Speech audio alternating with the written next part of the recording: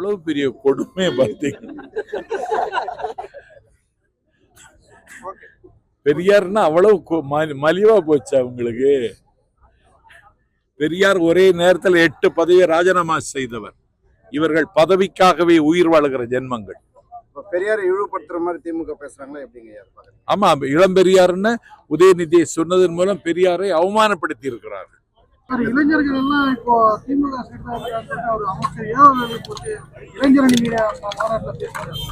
இளைஞர்கள் திமுகவில் இருக்காங்கன்னா அதிக இதை விட ஒரு பொய்யை வேற யாரும் சொல்ல முடியாது.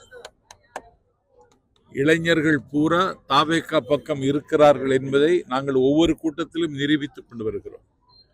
திமுகவில் இருக்கிற இன்றைக்கு வந்திருக்கிற இளைஞர்கள் எல்லாம் 1000 ரூபாய் பேசி அழைத்து வரப்பட்ட இளைஞர்கள். இங்கே வந்திருக்கிற இளைஞர்கள் எல்லாம் தளபதி விஜய்க்காக தன்னுயிரையும் தருவதற்கும் தயாராக இருக்கிற இளைஞர்கள். அதனால இளைஞர்கள் தாவேகாவில் தான் இருக்கிறார்.